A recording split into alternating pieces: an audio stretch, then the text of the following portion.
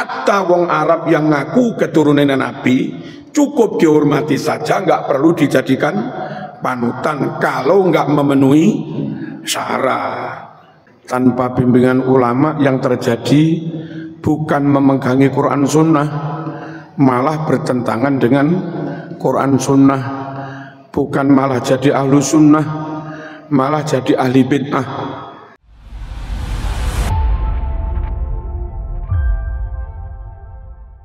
Assalamualaikum warahmatullahi wabarakatuh.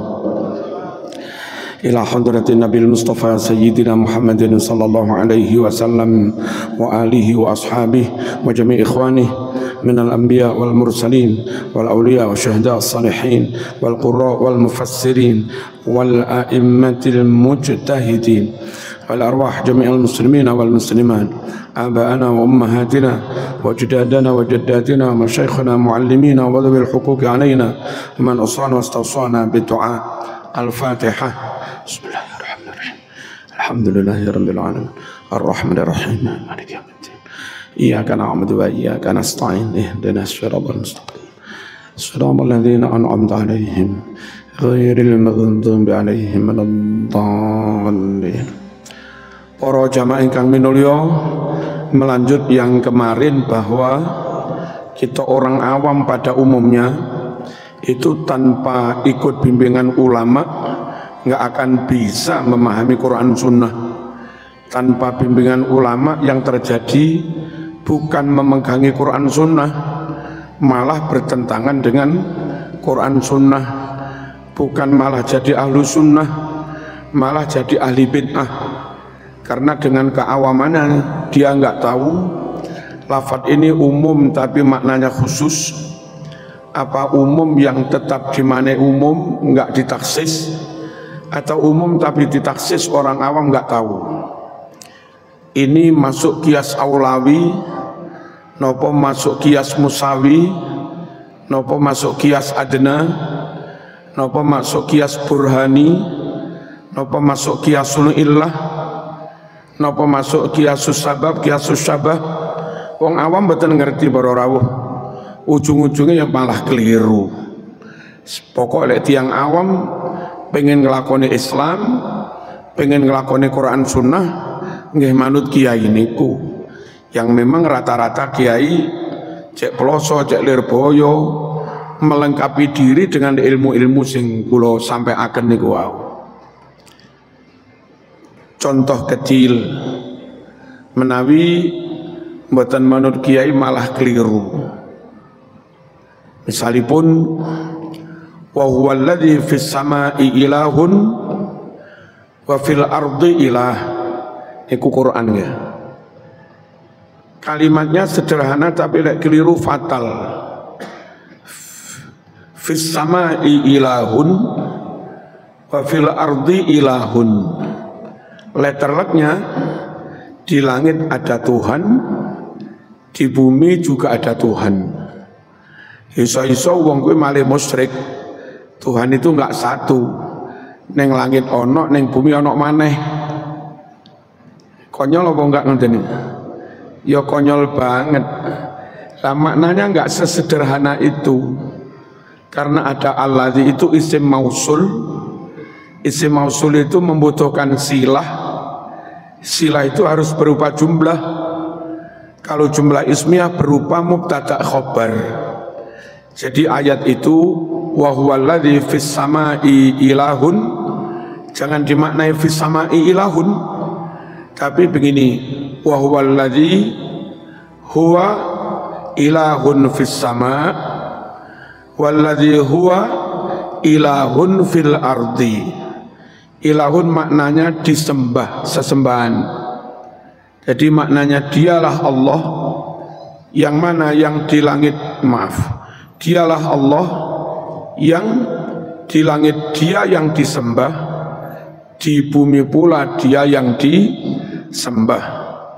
Bukan kok di langit ada sesembahan, di bumi ada sesembahan, enggak begitu. Tapi maknanya Allah itu mas, penduduk langit malaikat yang mereka sembah ya Allah, orang mukmin orang muslim di bumi yang mereka sembah juga Allah. Jadinya Allah itu Di langit dia yang disembah, di bumi pula dia yang disembah, bukan yang lain-lain.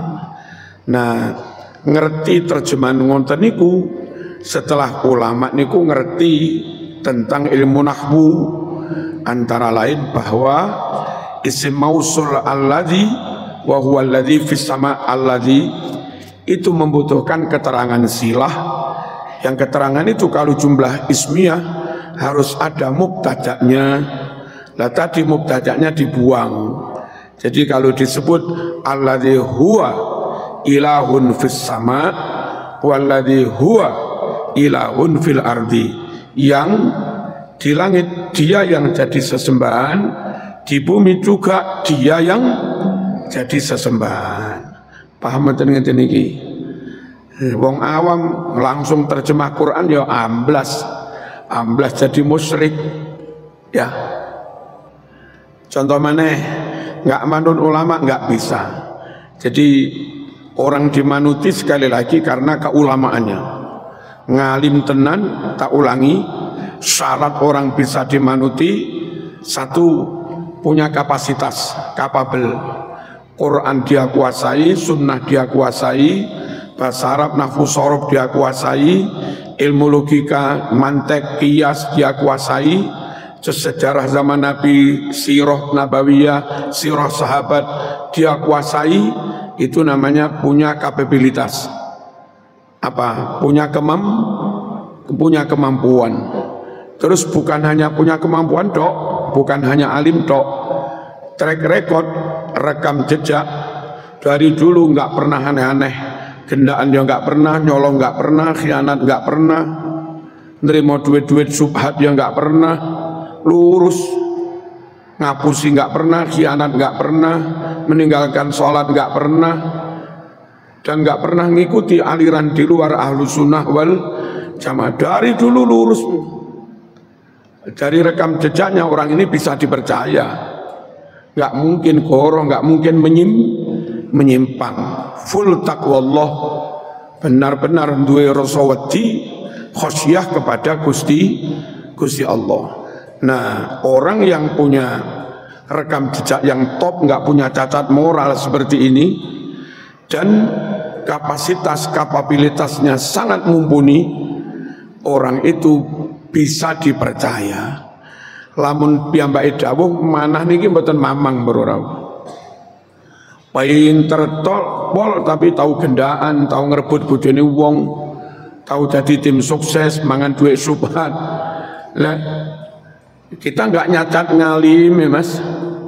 Nah, tapi perilaku yang menunjukkan orang wedi Gusti Allah, apa nggak ndrawasi, apa nggak medeni, apa nggak mengkhawatirkan. Iso-iso dia tahu yang benar itu A, tapi karena ada sesuatu yang difatwakan yang B. Mungkin apa enggak wong ini? Sangat mungkin kalau rekam jejaknya enggak baik. Nah, jadi kapasitas keilmuannya sangat cukup. Kemudian rekam jejaknya enggak punya cacat moral. Barulah namanya kredibel. Bisa dipercaya. Enggak peduli keturunan siapa, enggak peduli nasab siapa. Ini bukan soal nasab, ini soal kemampuan dan kepercayaan. Mau nasab Madura, mau nasab Papua, mau nasab Jawa, mau nasab Arab, nasab Yaman, nasab siapapun, pokok memenuhi kriteria ini, ya dia bisa dipercaya. Allahumma shalli ala sayyidina Muhammad. Contoh mana? Ini kalau zaman langsung Quran Sunnah, nggak pakai manut ulama, nyonyor sampean. Ya, aqimis salata liduluki syamsi ila ghasaqil laili wa qur'an al-fajr inna qur'an al-fajri kana mashhuda. Tegakkan sholat, yang nggak ngerti li itu dimaknai ketika. Tegakkan sholat ketika zawal zuhur dan ketika malam isya dan ketika fajar subuh. Jadi kesimpulan dia, sholat wajib itu enggak 5 tapi 3, zuhur, isya, subuh, asar hilang, maghrib hilang. Ketika disodori mas hadis Bukhari, sehari wajib itu 5 waktu mas. Apa dia bilang? Itu kan hadis, ini kan Quran. Itu Muhammad manusia, ini Allah. Lebih kuat mana Muhammad sama Allah? Lebih kuat mana hadis sama ayat Quran? Dia mendowngrade Rasulullah SAW. Dia menuduh Rasulullah itu nabrak Al-Quran. Kan konyol lagi nih. Konyol betul? Konyol. Harusnya dia mawas diri. Pemahamanku yang menyimpulkan sedina sholat ping 3 kok nggak podo dengan hadis Bukhari Muslim ya? Kalau ada umat memahami Quran beda dengan Kanjeng Nabi memahami Quran, harusnya dia lebih kuat mana pemahaman umat dengan pemahaman Kanjeng Nabi. Sama-sama dua-duanya memahami Quran. Ketika salah satu oknum umat memahami Quran kesimpulannya beda dengan Kanjeng Nabi, Nabi juga memahami Quran, harusnya dia milih lebih akurat pemahamannya Kanjeng Nabi timbang saya. Kalaupun harus ada yang dibuang, mending pendapat saya yang saya abaikan, milih memegangi dawuh Kanjeng. Harusnya dia begitu. Tapi enggak, dia berani buang hadis Bukhari Muslim. Alasannya dawuh Nabi bertentangan dengan Quran. Padahal yang terjadi bukan dawuh Nabi bertentangan dengan Quran, pemahamanmu yang bertentangan dengan Kanjeng Nabi. Paham betul? Terus bagaimana ayat itu tadi? Aqimis sholata liduluki syamsi. Li itu maknanya ba'da, bukan dimaknai karena, bukan dimaknai ketika. Li itu maknanya ba'da. Tegakkan sholat dari sejak kapan sampai kapan? Dari setelah Anda, dari setelah matahari lingsir manjing zuhur sampai akhir malam, plus satu lagi subuh. Menurut Quran rentang waktu sholat itu mulai manjing zuhur sampai akhir malam, lanjut subuh. Nanti setelah keluar matahari nggak ada waktu sholat wajib sampai manjing zuhur lagi. Itu waktunya nyambut gawe. Nah, Quran itu hanya menjelaskan rentang waktu sholat wajib itu sepanjang itu. Nah, waktu sepanjang itu diisi apa? Oleh hadis Bukhari Muslim diterangkan zuhur, asar, maghrib, isya, terus fajar, subuh.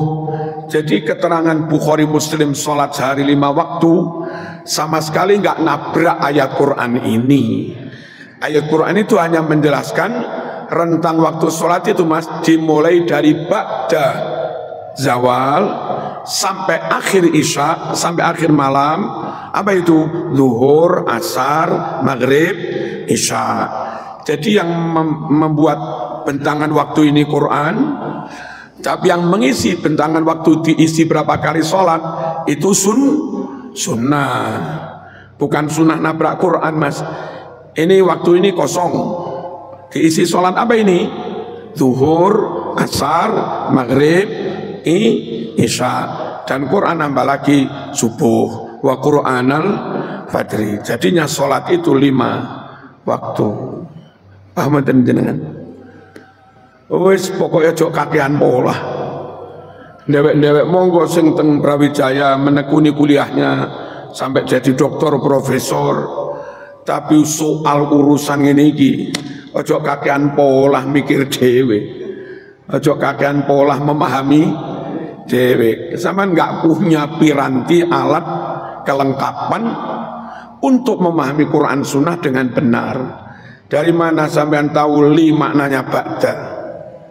Emang di Quran banyak kok 5 maknanya ba'da. Contoh, wala taqrabus shalat wa antum sukaro. Jangan kamu dekat-dekat sholat, apalagi melakukannya ketika kamu masih mabuk, nggak eling pangeran, jenenge mabuk. Terus ada ayat lain, aqimis sholata li dzikri. Tegakkan sholat setelah kamu eling, Mas. Lek sik mabuk gak eling ojo. Tegakkan sholat li dzikri setelah kamu eling saya. Li ini maknanya ba'da. Pas tasik mabuk gak eling gak oleh sholat, tapi diperintah sholat setelah eling. Aqimis sholata li dzikri, li maknanya setelah. Nah kalau sama maknai untuk, tegakkan sholat untuk mengingat saya. Sesuai gak gelem rukuk sujud, gak gelem sholat kebiasaan, Mas. Kenapa? Loh kan tujuannya sholat untuk mengingat Allah. Saya nggak usah repot rukuk sujud, bisa ingat Allah. Ngapain ingat Allah saja, repot pakai wudu rukuk sujud. Yang penting eling. Itu konyole wong yang memaknai li dimaknai untuk. Aqimis sholata li dzikri, dia terjemah tegakkan sholat untuk mengingat saya. Akhirnya nggak gelem sholat, alasannya tanpa wudu, tanpa sholat wis iso eling. Jadi aliran kebatinan. Bahaya berah. Bahayanya di mana? Nabrak syariat, menafikan syariat. Katik ngengkel kandane ra kenek karena jare dalile Quran. Enggak ngerti li di situ maknanya ba'da, Mas. Bukan dimaknai untuk. Dan sangat rasional kalau li dimaknai ba'da. Tak ulangi ya. Kon lek sik mabuk gak eling pangeran ojo salat. Lek wis gak mabuk, lek wis eling, tegakkan salat. Makanya maknanya wis li ba'da, setelah ingat tegakkan salat. Itu makna yang sangat rasional dan kontekstual. Li dimaknai ba'da itu sesuai dengan konteks itu. Memaknai bahasa lepas dari konteks itu konyol. Contoh, ono pembantu dikandani majikane, nduk dalem Bu, engko mari kurah-kurah tolong nang ruang tamu, boleh arep ono tamu. Nggih napa Bu? Meja kursi taplak diatur yang baik, nggih. Apa mananya diatur? Ya dirapikan, ya. Kok pantas tamunya datang. Maknanya diatur itu begitu. Tapi dalam konteks politik, birokrasi, mengatur itu maknanya mensiasati, ngakali aturan. Matur setap nih, Pak ini nggak bisa ini dana ini kalau ini kena KPK ini menanya atur. Itu mah bisa diatur. Apa maknanya atur? Lafadznya sama, Mas. Di konteks beda, maknanya juga beda. Nah, di Quran itu banyak yang lafadznya sama, maknanya beda. Salat itu ada yang maknanya doa. Khudh min amwalihim shadaqatan tutahhiruhum wa tuzakkihim biha wa shalli alaihim. Muhammad ambil zakat dari mereka. Zakat yang berfungsi membersihkan dosa mereka. Wa shalli alaihim, setelah mereka mau bayar zakat, doakan mereka. Wa shalli alaihim. Makanya panitia zakat biasanya membaca doa, mendoakan pembayar zakat. Sungguh doamu menjadi tenang bagi mereka. Inna salataka sakanul lahum. Nah, sholli salat itu di sini di konteks ini maknanya doakan. Salat itu doa. Lalu mau mana salat temenan ya aneh. Ono wong bayar zakat, mas ngarepku ini tak salati Mas. Dianggap mayit, ngawur. Kalimatnya sama, sholli, salata, tapi maknanya doa. Mananya doa? Innallaha wa malaikatahu yusholluna 'alan nabi ya ayyuhalladzina amanu shollu. Allah salat pada nabi, malaikat salat pada nabi. Hai orang-orang mukmin, salatlah kepada nabi. Apa maknanya salat? Bukan salat ghaib ngawur ae. Membaca sholawat. Hai orang-orang mukmin, bacalah sholawat. Allahumma sholli ala sayyidina Muhammad. Allah bersolawat pada nabi, Allah salat pada nabi, maknanya Allah merahmati. Allah merahmati, Allah mengampuni. Nabi sebelum berbuat dosa sudah diampuni. Allah merahmati, Allah mengampuni. Penjelasannya di hadis Bukhari bahwa ketika malaikat itu yusolli, bersolawat, ternyata maknanya yaqulun, mereka berucap para malaikat itu, Allahumma arhamhu, Allahumma ighfir lahu, Allahumma tub alaihi.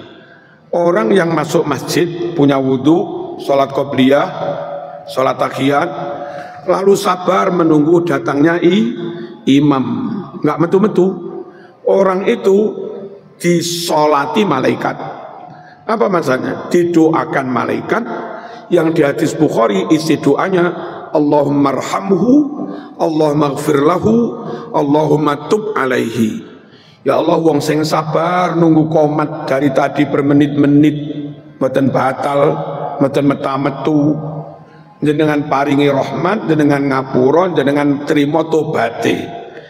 Ternyata maknane malaikat bersolawat pada orang yang duduk menunggu komat. Maknanya malaikat bersolawat, malaikat itu mendoakan rahmat, ampunan, dan supaya taubatnya diterima. Kalau malaikat bersolawat pada nabi, maknanya malaikat memohonkan rahmat ta'zim, rahmat yang paling agung, bukan rahmat biasa. Paham apa ora? Pokoknya ojo kakean pola. Apa ojo kakean pola? Kita semuanya manut Quran Sunnah, tapi carane manut Quran Sunnah, manut kiai, manut wong alim. Orang kita jadikan panutan sekali lagi karena kapasitasnya dan karena rekam jejaknya memang kredibel. Mau Madura iya, mau Jawa iya, mau Yaman juga iya, mau mana-mana juga iya, pokok memenuhi syarat. Kalau nggak memenuhi syarat, wong Jawa ya cukup dihormati, nggak perlu dijadikan panutan. Wong nggak memenuhi syarat. Wong Madura ya cukup diukhuwah saja, nggak perlu dijadikan panutan. Hatta wong Arab yang ngaku keturunan Nabi cukup dihormati saja, nggak perlu dijadikan panutan kalau nggak memenuhi syarat. Paham apa mboten? Dulu Mas, ada orang memenuhi syarat alim tenan, jadi panutan, jadi rujukan, padahal itu anak dari Abu Jahal, namanya Ikrimah. Umat nggak melihat bapaknya, kalaupun salah kan bapaknya yang salah, Abu Jahal. Kalaupun bejat kan bapaknya, Abu Jahal duduk anaknya. Kenapa salahnya bapak harus dialamatkan kepada anak? Bapak yo bapak, anak yo anak yang ngalim tenan ya jadi panutan Mas. Paham dah? Islam dari dulu ngoten niku, clean Islam itu profesional. Serahkan sesuatu hanya kepada ahlinya, meskipun dia anak dari seorang Abu Jahal. Terus kalau orang itu memenuhi syarat, kapabilitas top, kayak tang tamu nggak ada, rekam jejaknya top, meskipun mantan maling, ya jadi panutan. Mantan perampok namanya Fudail bin Iyad, nggak dilihat masa lalunya. Umat melihatnya dia sudah taubatan nasuha, dan nyatanya sekarang lurus ngalim tenan, ya jadi panutan. Namanya Fudail bin Iyad. Ngono kuwi. Terus nyun sewu, ada lagi Imam Hasan Basri. Pernah ingat? Halo, Imam Hasan Basri. Itu lek cara wong Malang ngarani playboy, cara wong Malang. Dia anak muda, anaknya orang kaya, anaknya orang bangsawan, ganteng mas. Sore-sore ngumbah moto cucunya mata yang alun-alun. Wah, cara saiki ya bangsa IPPNU Fatayan di sawangnya kelepek-kelepek wis. Ganteng nemen. Tapi begitu tobat pas nggak gelem tenan ngelakoni maksiat. Akhirnya jadi ulama panutan Imam Hasan Basri.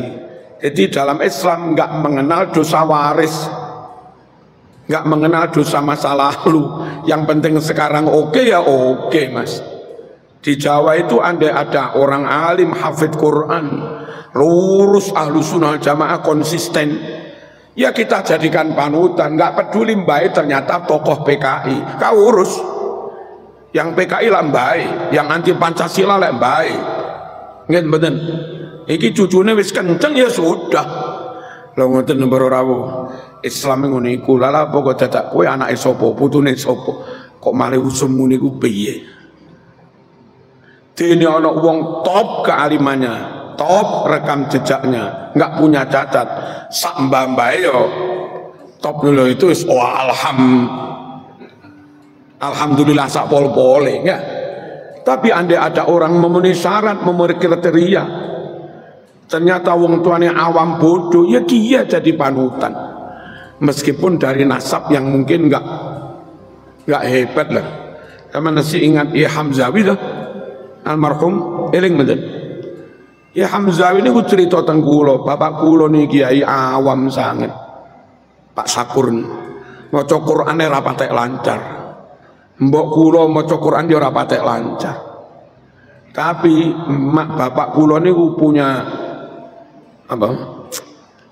Punya sikap takzim khidmah kepada ulama itu luar biasa. Di Rembang, piyambake Rembang. Di Rembang ada ulama besar abai Mbah Bisri Mustafa, namanya Mbah Khalil. Di Bangkalan ada Mbah Khalil, ahli tasawuf, keramate kathah dan ahli nahwu. Di Rembang ada Mbah Khalil, keramat pisan, ahli balaghah. Jadi ada dua Khalil, yang satu ahli tasawuf kalih nahwu, keramate pol niku Syekhona Khalil Bangkalan. Yang satu top keramate ngalim tapi ahli balaghah. Nah terus Ki Hamzawi bapak kula kiai lek kepanggih Kiai Khalil masih arep neng pasar apa napa repot ya kok sandal sepeda langsung disendekne tembok sungkem. Mbah Yai ngersakaken kula diperintah nopo? Lek nggak diperintah lanjut arep neng pasar apa neng sawah. Lek diperintah ditinggal pekerjaannya. Luwih penting nandangi dawe Mbah Yai timbang nandangi pekerjaane niku. Akhlake bapake Kiai Hamzah awam tapi awam. Krono khidmah terus teng Kiai. Akhirnya sing noto anak ini ki Mbah Yai. Cara gampangane Pak Sakur to, Pak Sakur. Anak mriki tak pondok Nilirboyo. Ya Hamzawi Ki Hamid sing sak mbiyen hakim agama sanding niku lho daleme napa? Sanding Cengker Ayam. Ki Hamid. Gitu. Ada yang di pondok Nilirboyo, ada di pondok ini sing noto tirosik ya Hamzah niku sing noto Mbah Yai. Wong awam manut Kiai Pol ndidik anak sing noto Mbah Yai, anak yang ngalim-ngalim mas. Nah di Malang dijadikan diberi kepercayaan jadi Rois Suriah berapa periode sampai situ. Itulah mas Islam, itulah mas NU. Sopo sing paling alim ya kuwi sing dipercaya, nggak peduli ternyata dari orang tua yang kata beliau awam. Nah saiki kadang mbahmu sapa? Kakekane orang ngene. Aja kakekane lek kon iku ya apa? Paham ya? Ini contoh wasalli alaihim boten kena dimaknai solati mereka, tapi ternyata maknanya doakan mereka yang sudah bayar zakat itu tadi. Allah sholat pada Nabi, Allah merahmati dengan rahmat khusus. Malaikat bersolawat pada Nabi, malaikat memintakan rahmat takzim kepada untuk kanjeng Nabi. Umat Islam mukmin dikengken bersolawat ken maca Allahumma sholli ala sayyidina Muhammad. Pun contoh malih, laukana fihi ma alihatun illallahu lafasadata. Illa ini bukan istisna, jangan dimaknai kecuali. Kalau dimaknai kecuali kacau maknanya. Coba kita maknai istisna kecuali. Andai di langit bumi ada Tuhan-Tuhan banyak kecuali Allah, maka niscaya langit bumi hancur. Lah terus ya apa mas? Nah supaya langit bumi enggak hancur, monggo saja banyak Tuhan-Tuhan, asal Allah jangan dikecualikan. Terus banyak Tuhan silahkan, tapi Allah jangan dikecualikan. Nah terus ada Allah, ada yang lain. Nah, berarti mau musyrik nganggep ono Tuhan selain Allah. Ilane duduk kecuali maknanya. Makanya Quran sudah memberi isyarat. Andai ilah di situ maknanya istisna kecuali, harusnya dibaca nasab illallaha.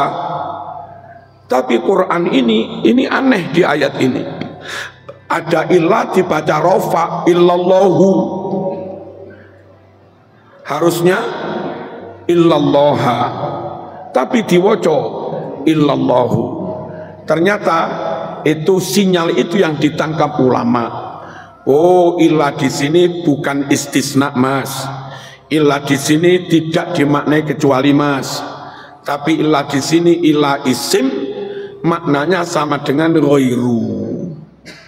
Ayat itu aslinya laukana fihi ma alihatun ghairullah lafasadata.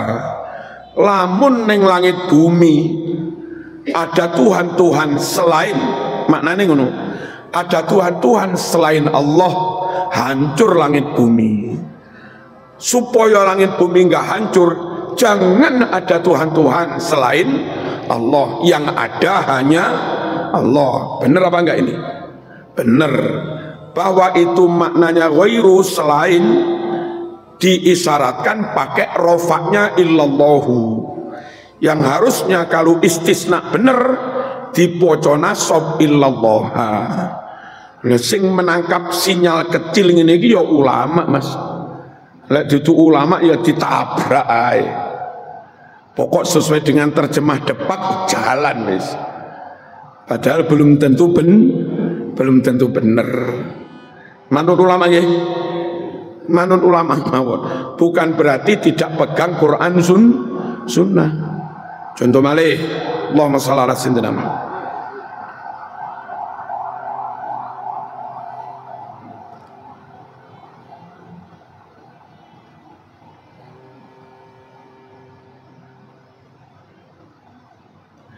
Faman syahida minkumus syahra falyasumhu.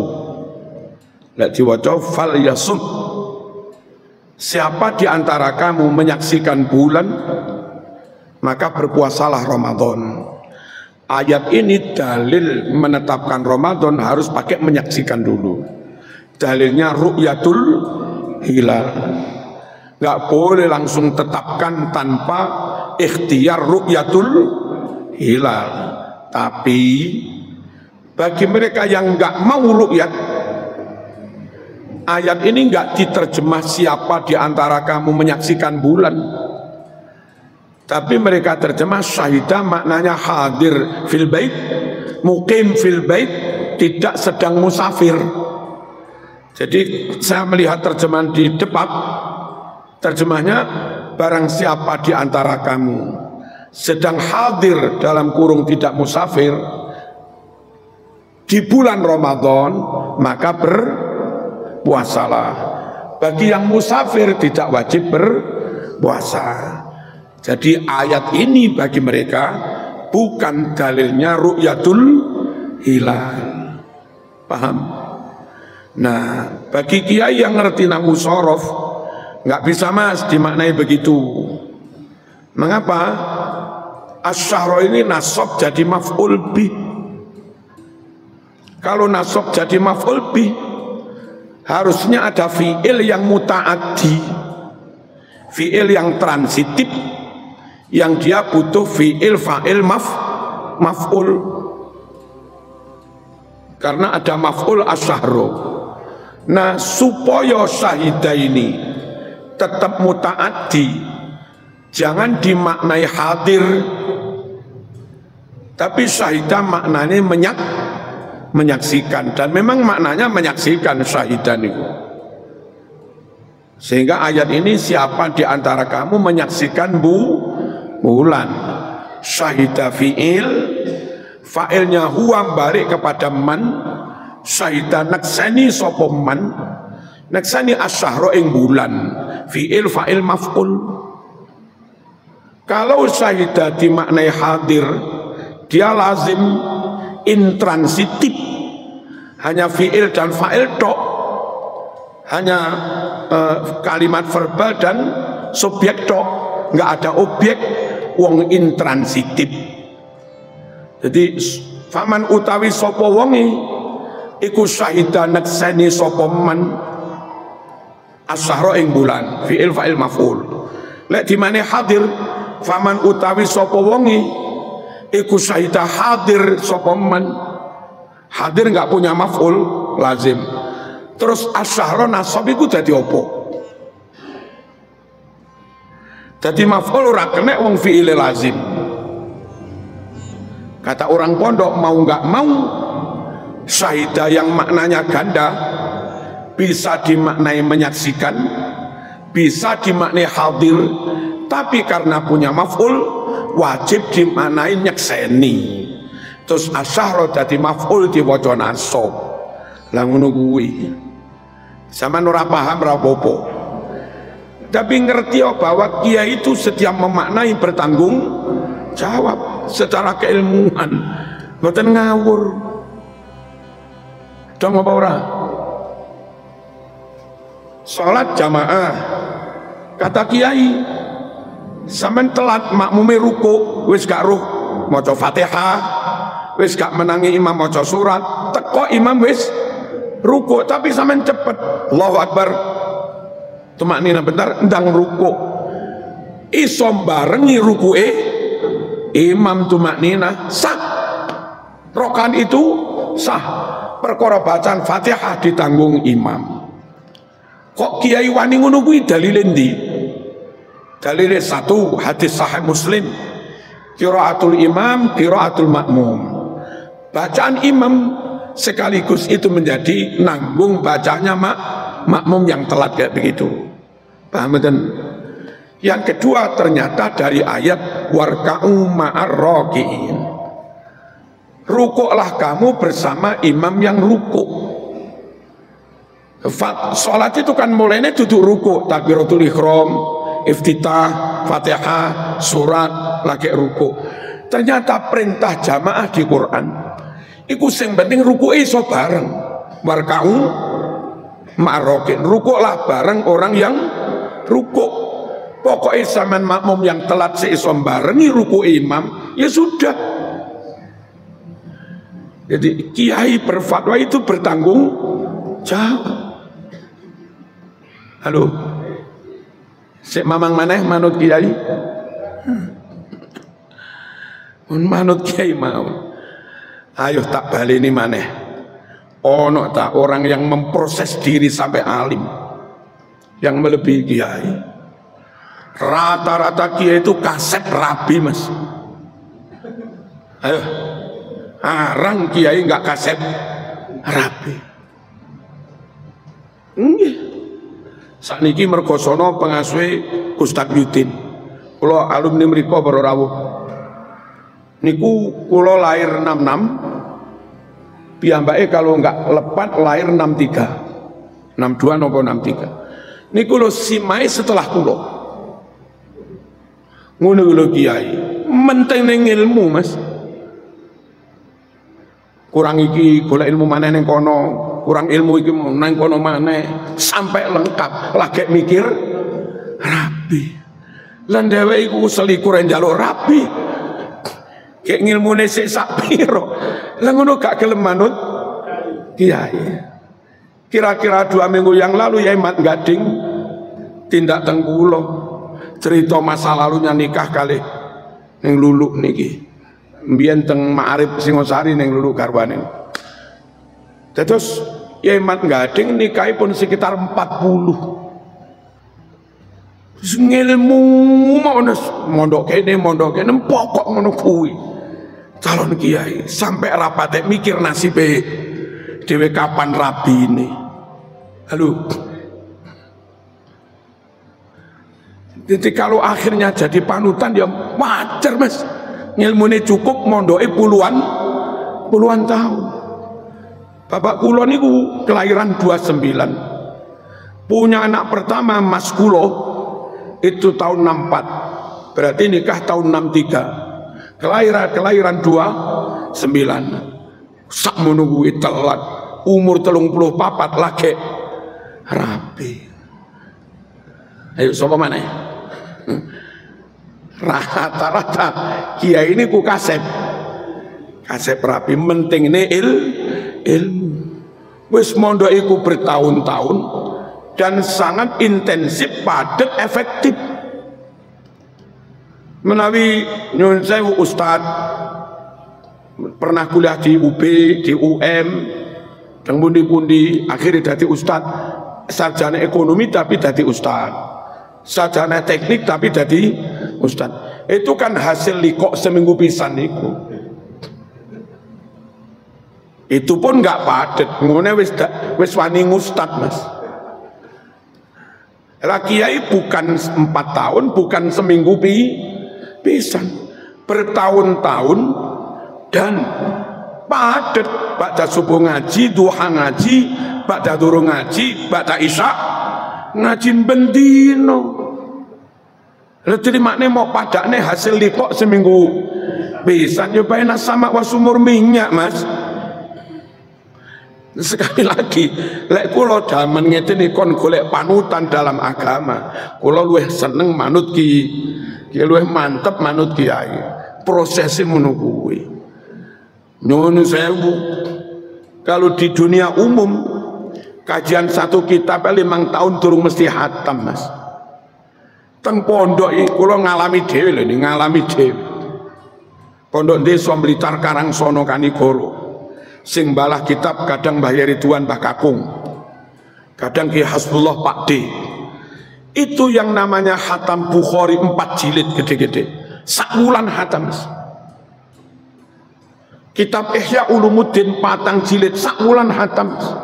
Padat ngaji di pondok.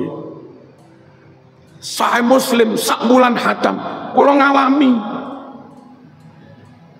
Jadi poso ba'da tarawih kan nggak dawa-dawa Blitar, seret sampai jam 12. Mungkin baca subuh seret sampai jam 8. Leren dulu sholat duha istirahat jam 9 seret sampai duhur jam 12. Jam 1 seret sampai jam 4. Leren ngliwet persiapan buko. Campur nombien ngliwet. Terus pada maghrib kosong, pada isya tarawih langsung ngaji maneh. Ngono kuwi bendino, Mas. Bokong ya. Jadi lek sampean suwan kiai kitab sak pirang-pirang, iku gak pajangan, Mas.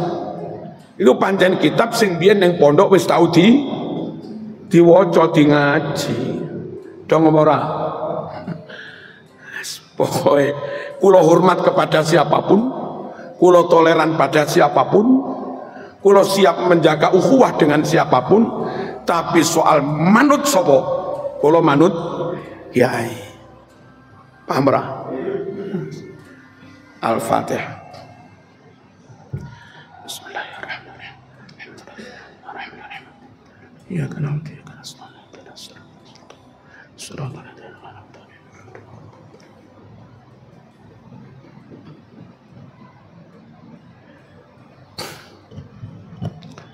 Badhe niki tapi santai-santai datang dalam Mbah Tolha nerusaken hataman kitab Ihya. Jadi kula angsal sampur biyen Mbah Tolha hataman kitab Ihya kirang sekedhik terus sedo kabundut. Akhire kula niki sing dikengken nerusaken ya baina sama wa sumur minyak Mas. Mbah Tolha ngalim pol lah diterusin Marzuki yo bahlul apa jahil iki jen ora apa-apa sak goblok-goblokku sik dipercaya ya lamun diarani bodho sak bodho-bodhoku sik dipercaya lumayan didik lah. Alhamdulillahirabbil alamin. Allahumma shalli wa sallim ala sayyidina Muhammad wa ala alihi wa sahbihi ajma'in. Allahumma rabbana ighfir lana wa liwalidayna wa limashayikhina wa jadadina warhamhum kama rabbawna shighara. Allahumma ighfir lil muslimina wal muslimat wal mu'minina wal mu'minat irfa' lahumud darajat wa dha'if lahumul hasanat wa kaffir anhum sayyi'at. Anzilir rahmah wal maghfirah wal ridha ala ahli al-qubur min ahli la ilaha illallah Muhammadur Rasulullah sallallahu alaihi wasallam. Walhamdulillahirabbil alamin. Al-Fatihah.